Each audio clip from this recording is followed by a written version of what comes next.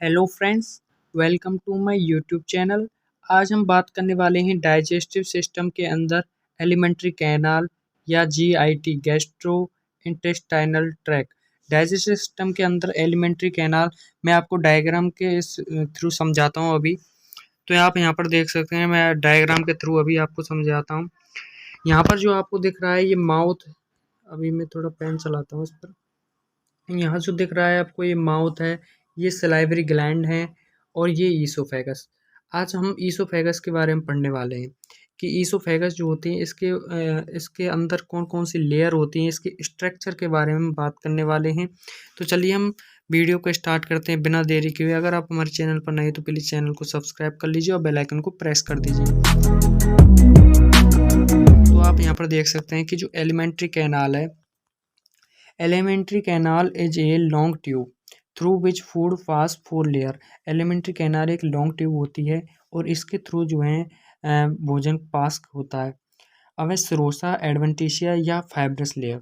Serosa ये सबसे outer most layer होती है। आप यहाँ पर देख सकते हैं, it is the outer most layer made up by connective tissue and elastic fibre.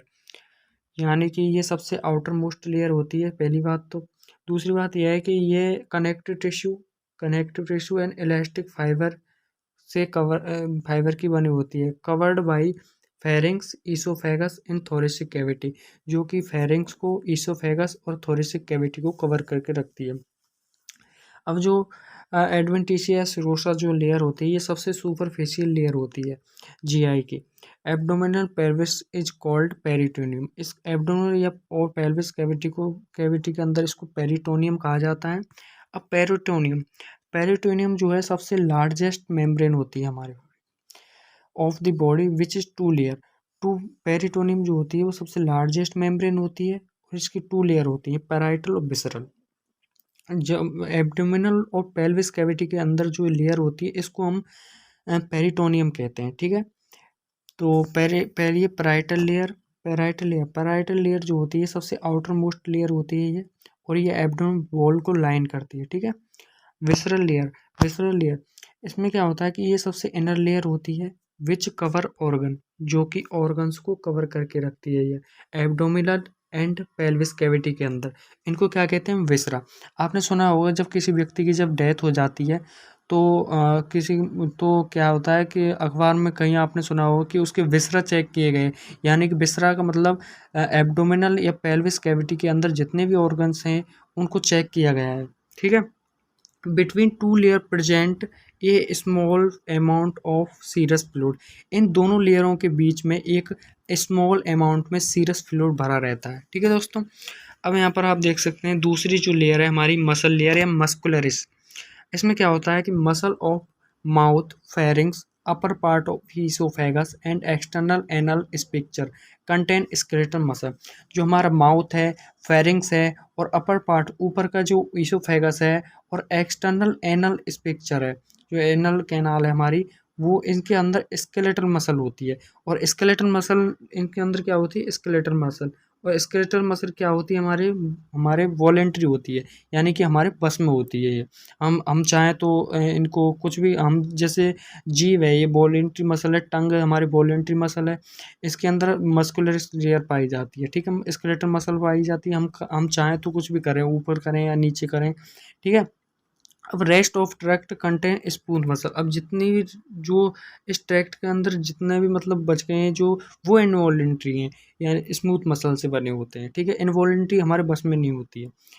अब यहाँ पर आप देख सकते हैं except stomach rest of tract, यानी कि स्टोमक को छोड़कर बाकी जो ट्रैक्ट है कंसिस्ट ऑफ 2 लेयर, वो 2 लेयर से मिलकर बने होते हैं, केवल स्टोमक को छोड़कर।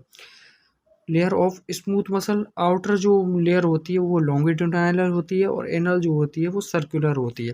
अब स्टोमक के अंदर, stomach consist 3 layer of smooth muscle. अब स्टोमक के अंदर 3 लेयर पाई जाती हैं। वो तो उसकी हो गई स्टोमक को छोड़कर कौन कौन सी लेयर होती हैं? 2 होती हैं लेयर, लॉन्गिट्यूडिनल आउटर लेयर होती है और इनर कौन सी होती है? सर्कुलर। अब यहाँ पर स्टोमक के अंदर कौन कौन सी लेयर होती हैं? तो स्टोमक के अंदर आउटर जो लेयर होती है वो होती है लॉन्गिट्यूडिनल और मिडल लेयर होती है सर्कुलर, और इनर जो लेयर होती है वो होती है ऑब्लिक लेयर, ठीक है दोस्तों। अब a progressive wave like movement involuntary in alimentary canal is called peristalsis. यानी कि जो एलिमेंट्री कैनाल होती है इसके अंदर प्रोग्रेसिव वेव लाइक मूवमेंट होती है जिसको हम क्या कहते हैं, पेरिस्टाइसिस। मसल लेयर क्या हेल्प करती है हमारी, पहली बात तो भोजन को, फूड जो है उसको मिक्स करती हैं, प्रोपल्सन ऑफ फूड, और फूड को आगे भेजती हैं। ठीक है दोस्तों। अब यहाँ पर तीसरी जो लेयर है वो है हमारी सब म्यूकोसा। सब म्यूकोसा लेयर में क्या होता है, this layer consist of connective tissue and below the mucosa. ये हमारी जो लेयर है वो कनेक्टिव टिश्यू से मिलकर बनी होती है और ये म्यूकोसा के नीचे होती है। ठीक है। It bind mucosa to muscularis except mouth and pharynx. ये जो होती है मसल, सब म्यूकोसा जो मसल होती है ये हमारे म्यूकोसा और मस्कुलरिस को बाइंड करती है यानी कि जोड़ती है। Extensive network of neuron located सब म्यूकोसा। यानी कि एक जो एक्सटेंसिव नेटवर्क का जो न्यूरॉन का एक्सटेंसिव नेटवर्क है का एक गुच्छा जो होता है वो सब म्यूकोसा में होता है, जिसको हम क्या कहते हैं, जिसको हम कहते हैं सब म्यूकोसल प्लक्सेस। इनको हम क्या कहते हैं, सब म्यूकोसल प्लक्सेस।